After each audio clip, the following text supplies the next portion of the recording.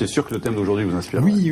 Alors, j'aurais pu choisir l'expression se tenir à carreau, tant la pression est grande, depuis tout ce qu'on entend depuis le début de l'émission. Alors, certes, j'ai pas au-dessus de ma tête une épée de Damoclès, mais pire encore, à quelques mètres se tiennent deux champions et qui, paraît-il, ont la lame facile. Alors, je tiens à vous prévenir, je fais cette chronique à mots armés. On sait jamais. J'ai affûté mes mots, j'ai aiguisé les adjectifs, j'ai accordé les verbes avec leur sujet. Aujourd'hui, je vais faire très très attention à ce que je dis. Pas de mots déplacés, pas de langue qui fourche. La moindre faute lexicale peut m'être fatale. Car aussi adroits de leur gauche que de leur droite, d'une belle botte ou d'un geste bien calculé, ces deux athlètes ne manqueront pas de me faire passer l'arme à gauche. Et ce ne sera pas un coup d'épée dans l'eau. Un coup d'épée dans l'eau, là voilà l'expression du jour. Expression qui désigne un échec, un effort vain. Alors d'où vient-elle? Pourquoi une épée dans l'eau? Est-ce qu'il y a un rapport avec l'escrime? Rien n'est moins sûr. Voici 3 explications vraies de vraies, à peine inventées. À vous de retrouver la véritable. C'est toujours la partie interactive de cette Vous avez une idée, chronique. Michel Balvado, avant même qu'il a... J'ai pas d'idée, non. Ah, d'accord. Allons-y.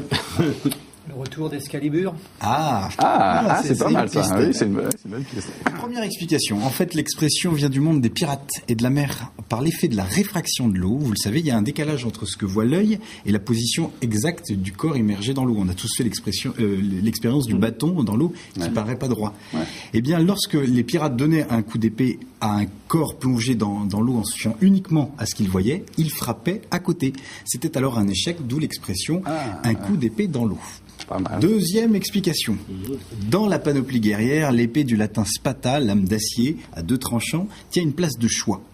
Mais elle est aussi symbole de pouvoir, de justice et également étroitement associée au chevalier dont elle est l'un des principaux instruments du sacre. Avant de réciter le serment, le futur chevalier doit d'abord se mettre sur un genou, la main droite sur l'épaule gauche, il lève la tête et le maître de cérémonie, dans un geste purement symbolique, lève l'épée au ciel, la plonge dans l'eau bénite et pose enfin l'arme sur l'épaule gauche. Ce coup d'épée dans l'eau bénite qui faisait d'un homme un chevalier était un coup inutile en matière d'armes, puisqu'il n'était pas destiné à tuer ou à blesser. Et avec le temps, on a gardé l'expression, mais même si les chevaliers ont disparu. Dernière explication. Eh bien, c'est une expression très contemporaine et on la doit à un certain Marcel Proust. Et oui, il en est l'inventeur. On la retrouve dans son roman « À la recherche du temps perdu » 1921, page 515. « Mais madame, s'écria-t-elle, mon cerfeuil n'a aucune espèce de crédit ni de pouvoir. Avec le nouveau gouvernement, ce serait un coup d'épée dans l'eau. » Et oui, voulant faire usage d'une figure de style, Proust a inventé cette expression idiomatique qui a fait école et qui est à comprendre au sens figuré pour exprimer un coup inutile, un effort vain. Et ouais, on ne peut pas couper l'eau. Alors, à votre avis, 3 explications. Laquelle est la véritable? Si c'est Proust, vous nous avez collé. On est vraiment impatient de connaître la réponse. Voilà, vous pieffez d'impatience. 3 propositions. Les pirates, ou alors l'épée plongée dans l'eau bénite pour sacrer le chevalier, ou alors ce serait Proust l'inventeur. Bon, alors il y a Michel Balvado, c'était plutôt les pirates. Laurent Texier, la dernière. Michel Juchereau, les pirates. Et avec Frédéric, on est plutôt sur Proust. Bon, c'est une expression qui m'a donné beaucoup de mal, parce qu'en fait, elle n'a pas d'origine attestée. Tout ça pour ça. C'est très dur. D'aucuns disent que Proust l'a utilisé dans son roman, mais dans les recherches, on retrouve l'expression dès le XVIIIe siècle.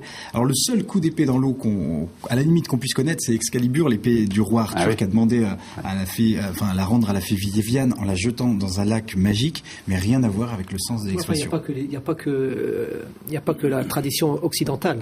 Oui. L'épée dans l'eau, vous la retrouvez aussi dans le lac d'Hanoï, avec la fameuse épée du chevalier qui s'apparente à Guésard de Ligne. Ouais.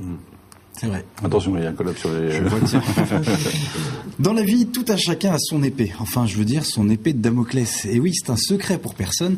La mort nous guette dès notre premier souffle de vie. Mais si la vie ne tient qu'à un fil, heureusement, elle ne tient pas seulement à un crin de cheval comme Damoclès.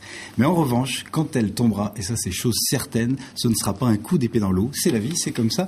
On n'y manquera pas. Chacun sa mort. Au frileux, une embellie pull au vert. Au concierge, une rumeur au cerveau. Aux anciens combattants, des légions d'honneur. À la dame pipi, un accident de chasse. Au pou, une mort lente. Eh ben oui, chacun y va de sa propre mort. Les huîtres clament, les portes claquent, les pipes se cassent, les cyclistes crèvent. L'astronaute, il monte au ciel. Le danseur tire sa révérence. La femme de ménage mord la poussière. Et le chroniqueur, en panne d'inspiration, sèche sur sa feuille blanche à la suite d'un mal à dire chronique. Extinction des feux, extinction des feuilles, fermeture des porte-mines. Mais avant et heureusement, grâce à Michel Palvado et Laurent Tixier, l'épée n'est pas seulement une arme qui renvoie à Damoclès. Avec eux, le fleuret se métamorphose en fleuron du spectacle, en épée d'or, pour nous embarquer, pour nous offrir du beau, du sensible et nous raconter des histoires d'amour, de cap, d'épée de vie, des véritables danseurs qui partent, qui enfilent, qui esquivent, qui feintent, qui cèdent, ils enveloppent, bref, ils font rêver. Alors, chers bretteurs, à vos rapières pour notre plus grand bonheur. Merci beaucoup.